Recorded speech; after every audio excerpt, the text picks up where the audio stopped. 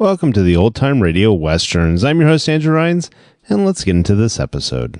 This episode is going to be Western Stories. Today's story comes from Escape. Original air dates January 3rd, 1950.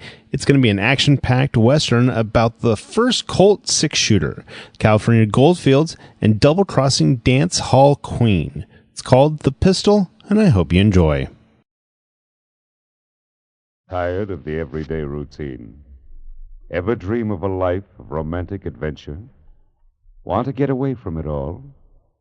We offer you Escape. Escape, designed to free you from the four walls of today for a half hour of high adventure. Tonight we escape to an early California gold camp and an exciting tale of frontier revenge, as Les Crutchfield tells it in his colorful story, The Pistol.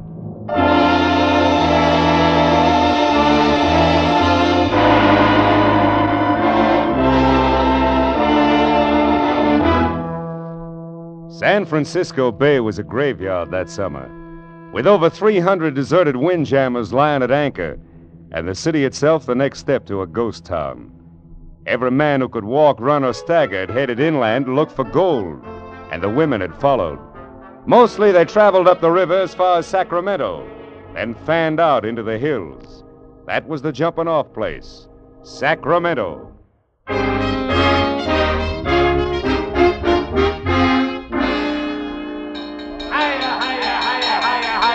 Step right in, boys. Move up close. Everybody sees and everybody gets a chance. Anytime old honest Faraday runs an auction, you know it's on the level. All right now, friends. The pistol I'm holding in my hand here is the first one of its kind ever seen west of the Rockies. The first model of Dr. Samuel Colt's new 44 caliber six-shooter. The gun that fires 6 times without reloading. Now, who'll open her up with a bid of $250? Did you hear me? $250. Come on, boys. There's plenty of gold on the Sacramento River, but only one Colt six-shooter. Now, did I hear a bid of, say... $250. Thank you, sir. The man says $250. All right, here we go. I stood there in the hot sun on the Sacramento waterfront and watched the crowd bidding for the pistol. Roustabouts, gamblers, vaqueros, gold miners, men from everywhere and from nowhere, and a few women. I wanted that gun myself. I wanted it bad. I was taking a stagecoach to Rawhide Flats in the morning, where my brother Dave and his partner had located a rich claim. And I didn't plan to load myself down with an outfit, but a gun was different. I was packing $1,000 in gold eagles, and I was ready to lay out a good part of it to get that six-shooter.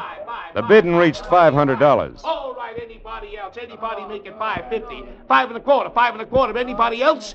All right, going once. Going twice. $600. $600. And a new bidder. I have $600. Gentleman here bids $600. Will anybody make it $6 1/4? $6 1/4. Only $700. And another new bidder. And the little lady knows a bargain when she sees one. All right, I'm bid $700. 777. Will anybody make it 8? How about you, mister? Follow the bid 6. Would you want to raise it again, sir? Sorry, mister. 6 was my limit. Let her have it. All right, anybody else? Going once? Going twice? Sold! Lady, you bought yourself a gun. Now, friends, if you'll step right over here to the end of the platform, I've got... Could I get through? Pardon me, please. Well, congratulations. What? Oh, you should have kept on bidding. Why? You'd have gone to $1,000 if you had to. Yes, I suppose I would. I guess it just isn't your lucky day. Oh, I don't know. Haven't I just met the prettiest girl in California? Have you? Haven't I? Maybe that's not as lucky as you think.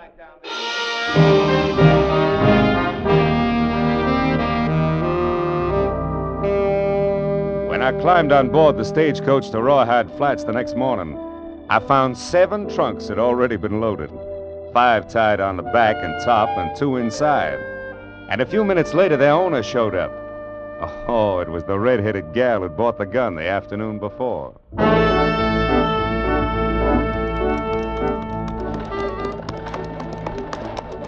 It took 5 miles out of Sacramento to break the ice. And after that, well, I learned her name was Teresa Blake. She'd been down to San Francisco to buy some new clothes, and she was on her way back to Rawhide Flats. No, I don't live with my folks. I don't have any folks. I work. Oh? Doing what? I'm a singer. The Brass Nugget Saloon. I see.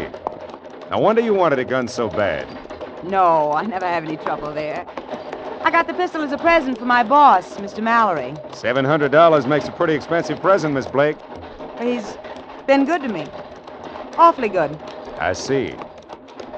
Well, anyway, it's a great gun.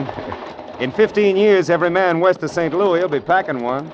Oh, I was going to give you something. I almost forgot.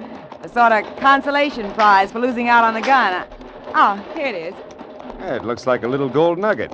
Brass, not gold. It's to hang on a watch chain. Souvenir of the Brass Nugget Saloon. Of course, you can pretend it's real gold if you like. All right, I will then.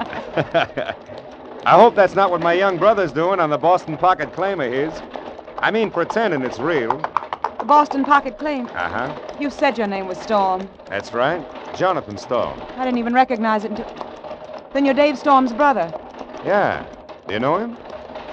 Yes. Yes, Mr. Storm, I wonder if you'd mind if I tried to get some sleep now. I'm really awfully tired.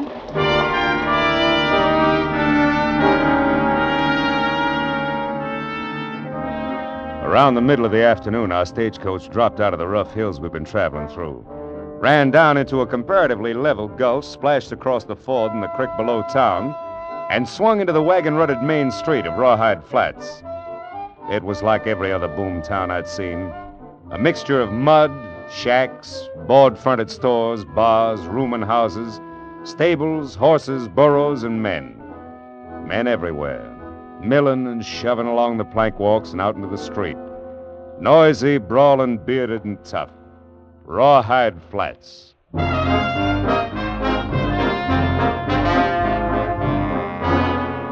Half hour later, I rented a horse and rode up through the canyon north of town. Both banks of the creek were lined with miners, busy with picks and shovels, pans and rockers. All of them breaking their backs, sweating out their hearts for the same reason: gold. About 3 miles up, I turned into the side canyon the man at the livery stable had told me about. And a few yards in, I found it blocked off by a 6-foot rail fence. All right, mister. That's far enough. Yeah? Afraid I might jump that fence? Don't get smart.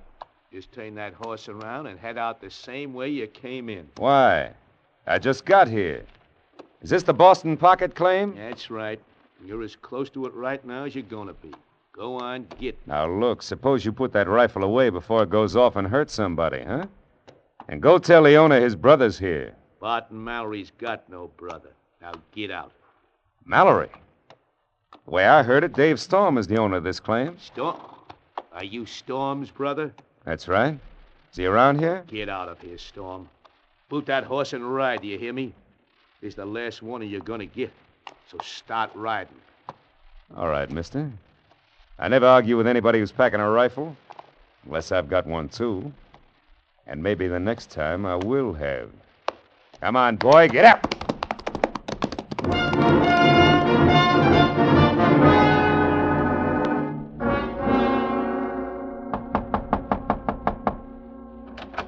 Yes?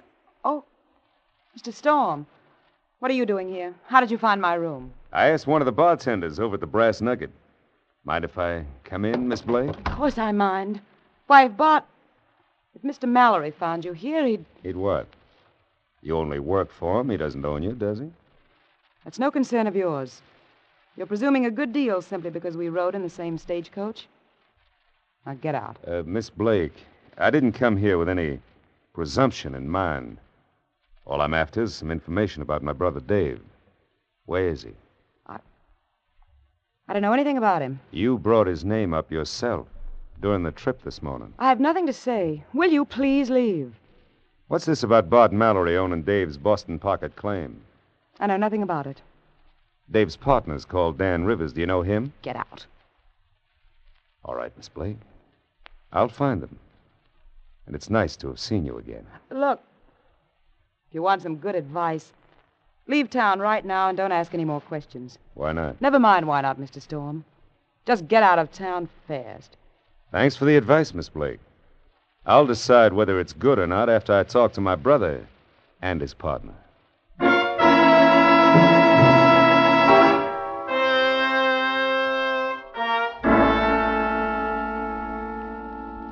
Now, look, Dan, you're Dave's partner, so let's have it straight. Why does everybody shut up like a clam when I mention his name? What's this all about? Where's Dave, anyway? Jonathan, I wish somebody else had told you.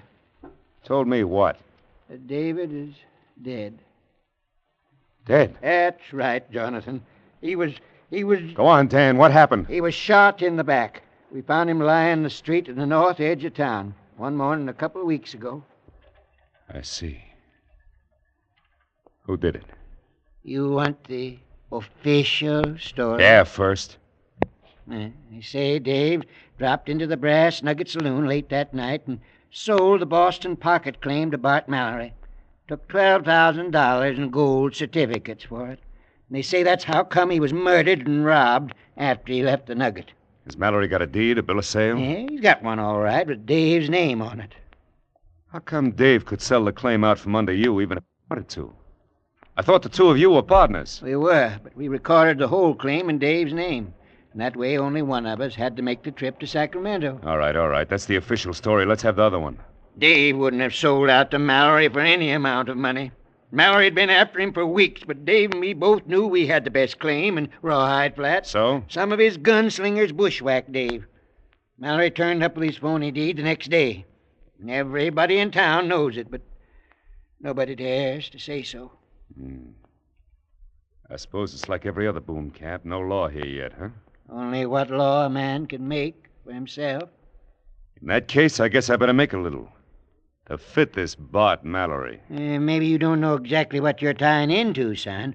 Why, he's got half a dozen or more of the toughest boys in California on his payroll. We'll find out how tough they are. Don't count much on me. I'm an old man. All right, Dan. So they're not the best odds in the world. Can't be helped. You play with the cards you got. Dave used to tell me you were the coldest man he ever seen when it come to trouble. I think maybe he was right. Well, first thing I need's a gun. With odds the way they are, I guess I better have a six-shooter. Pretty out of luck, Jonathan. I've heard of 'em, but you won't find one here in Rawhide. Oh, there's one here, all right. Fella got it just today. Fella named Mallory. Mallory? Now, wait a minute, Now, look, son. Dan. I thought a lot of my brother. And I don't like the way he was killed. I need that gun of Mallory's. I'm going to get it. And then I'm going to use it to get Mallory. That's the way it's going to be, Dan. You can count on it.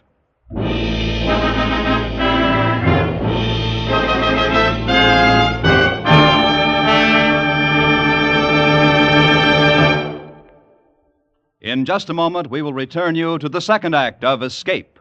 But first, another Wednesday night, Star Night, coming up on CBS again tomorrow. The young fellow who made good on the Bing Crosby show last week will be back again for more songs and fun-making. The young fellow named Al Jolson, who Bing thinks is quite promising. Burns and Allen will be around again with more of their madcap humor, and Groucho Marx will be throwing the ad-libs fast and furiously on You Bet Your Life. And Dr. Christian, the only show in radio where the audience writes the scripts, will be announcing a great new prize contest. They're all heard on most of these same CBS stations. So tune in tomorrow night for Dr. Christian, Groucho Marx, Bing Crosby, and Burns and Allen. And now we return you to Escape.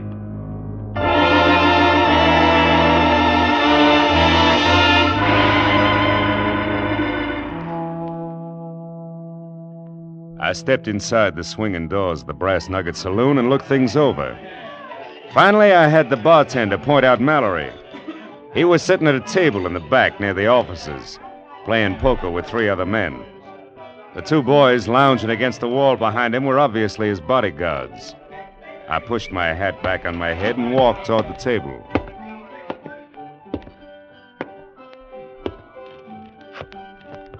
Well, there you are, boys. 4 10s. I guess that ought to do it. Sorry to butt in, but is your name Barton Mallory? Yeah, that's right. Something I can do for you? My name is Storm. Jonathan Storm. This is the one I told you about, boss. You probably knew my brother. Oh, yes, David Storm. Sure. He used to come in here. So I heard. You got anything special in your mind? Yeah. I need a gun. I understand you got a new six-shooter. I'm sorry, it's not for sale. I didn't say anything about buying it. I'll bet $1,000 against that gun on a cut for high card. What do you say? Sorry, Storm, the gun's out of it. Name something else. No, I want the gun. What's the matter, Mallory? The boys told me you'd bet on anything in the house if the odds were right. Yeah, that's right, I will. But the gun's a gift from a friend. Maybe you figure your luck's about to run out. Would that be it? All right, I'll take the bet. Benny, break out a new deck. Yeah. Well, there's the gun. Let's see your 1,000. Sure.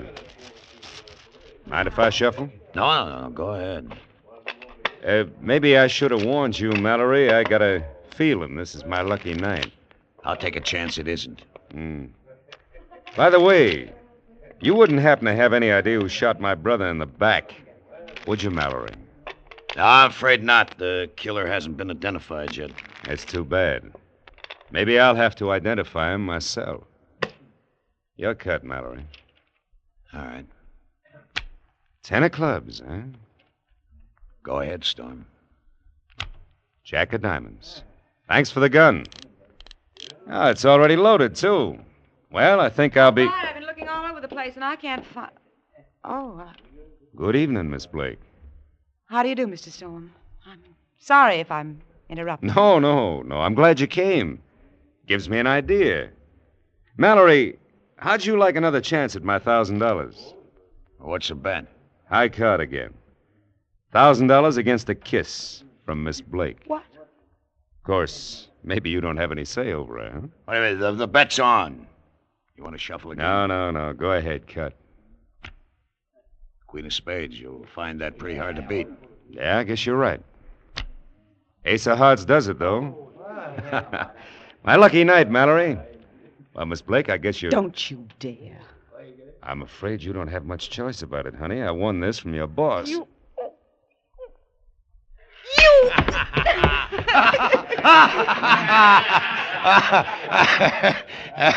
It's too bad, Storm. Looks as if the lady doesn't like your brand. No, I guess not.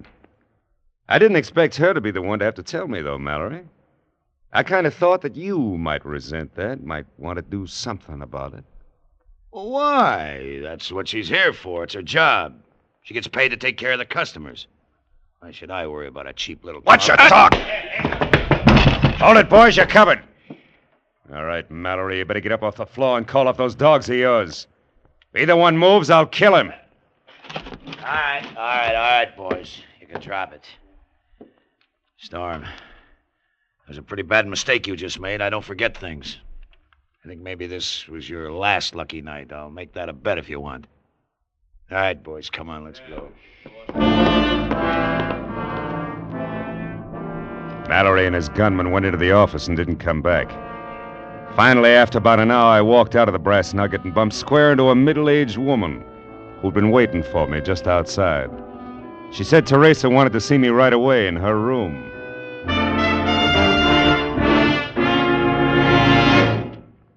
You can put that gun away, Mr. Storm. I'm here alone. This isn't a trap. And what is it? I want to know why you made that bet. I mean, about kissing me. Suppose we just say I wanted to. Let it go at that. You're afraid, aren't you? You're afraid not to be tough. Is that why you asked me to come here to tell me that? Well, don't you suppose a girl can have feeling left? But you can be sorry for things? Meet somebody, maybe. Go ahead, honey. You're doing fine. What do you mean? I mean, I'm halfway ready to believe that. A little more of it, and I would believe it. And if I had any sense, I'd know better. I see. And that's the way you feel about it. It's a start, isn't it? This is the first time I have... Oh, what's the use? Try You it wouldn't and believe find out. Get out. You don't understand anything. Go on. Get out. Get out! Get out!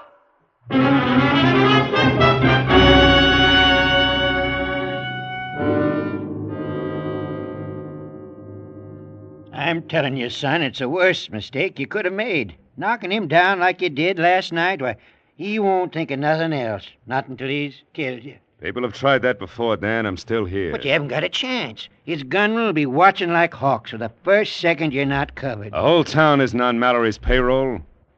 I've got an idea a lot of people around here might like to see him shown up, provided somebody else called the play. Maybe so, but still leaves half a dozen of his gunslingers to deal with. I don't think so, Dan. If their boss is knocked over, they'll drift. I've seen hired guns before. Odds are against you, son. Well, I feel lucky. It's worth a chance to get Mallory. Not only for killing Dave, but because of what he's doing to Teresa Blake. Teresa Blake? Yeah, I kind of think she'd be a pretty decent kid if it weren't for him. Yes, Jonathan. That's what your brother Dave thought. What? He was crazy about her, too. Hung around the Brass Nugget every night. She kept leading him on. I guess that fitted in with Mallory's plans. Yeah. I guess it did. I guess it still does. What do you mean, son? Nothing, Dan, when you come right down to it. I guess when a man turns soft, it always starts with his head. I'm sorry, Jonathan. I didn't know you felt that way about her. Oh, it's all right. I'm glad you told me. Glad I found out in time. And now that I have, I think I can use Miss Blake.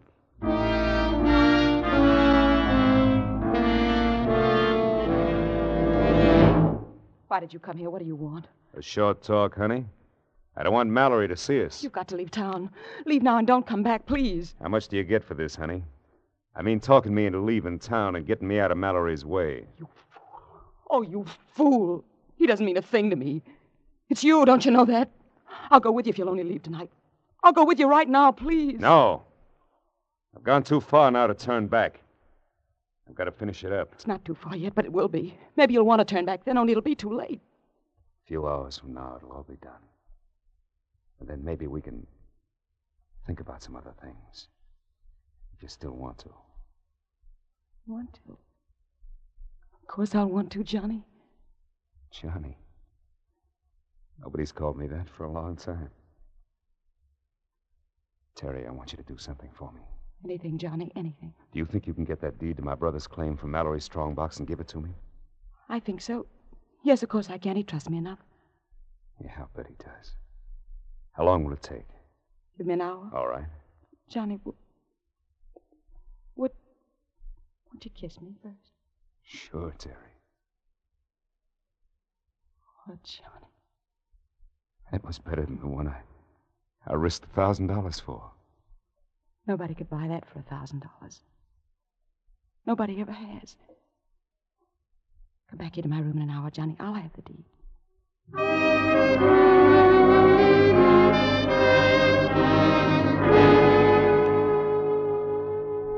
I followed her into town, staying behind her in the darkness. And from the opposite side of the street, I watched her walk into the swinging doors of the Brass Nugget. Then I slipped into the shadows between two tar paper shacks and waited.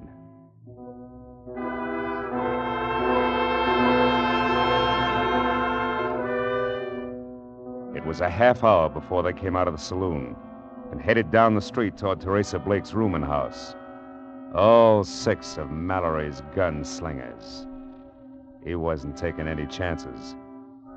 Terry had double-crossed me after all. Just the same as she double-crossed my brother. And that was fine with me because I was ready for it.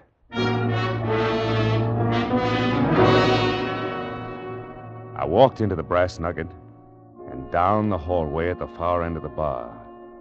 I eased the 6-shooter into my hand and stopped in front of the door to Mallory's office. Come in. Evening, Mallory. Stop.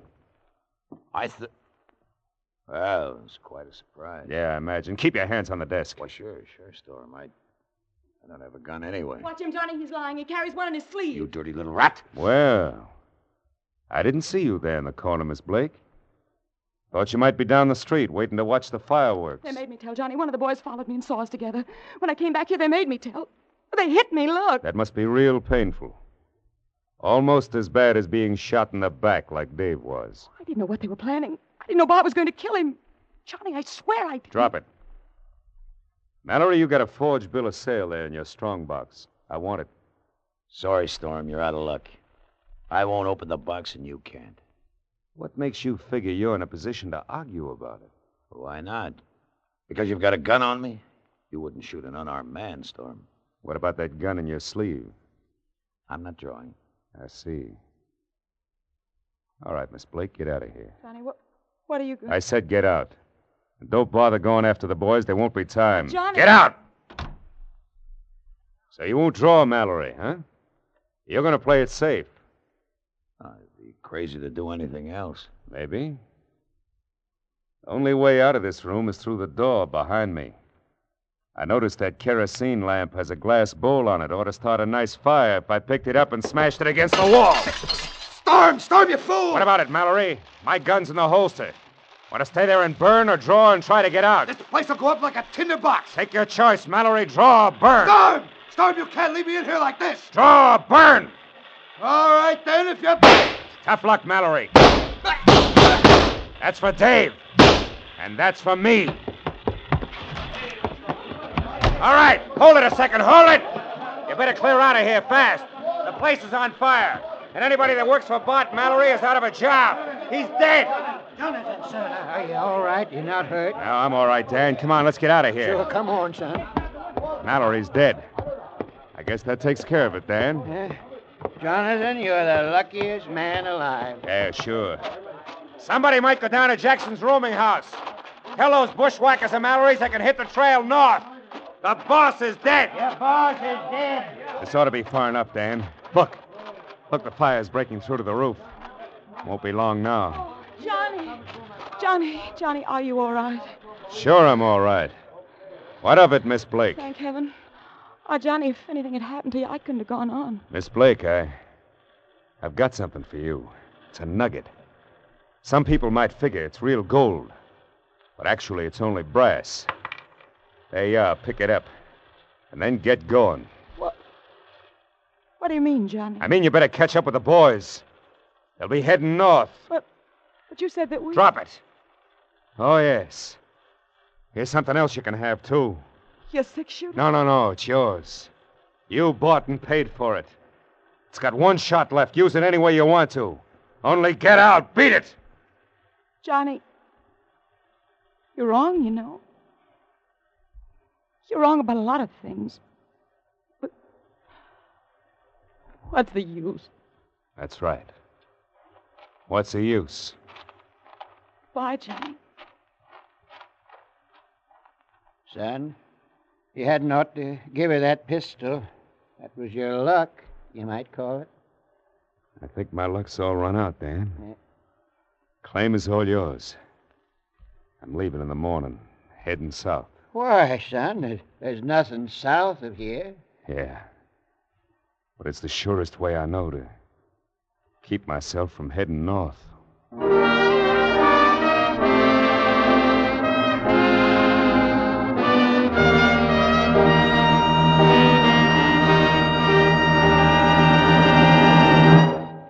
Escape is produced and directed by William N. Robson. Tonight we have presented The Pistol by Les Crutchfield.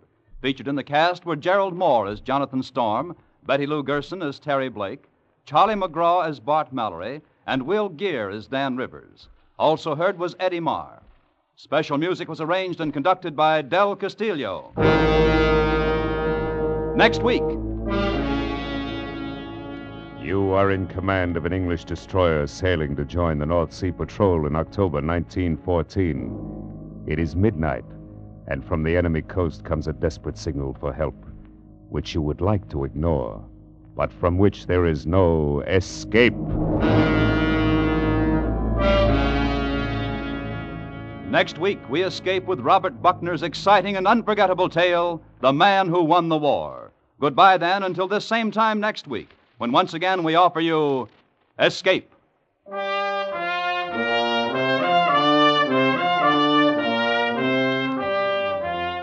This is CBS, the Columbia Broadcasting System.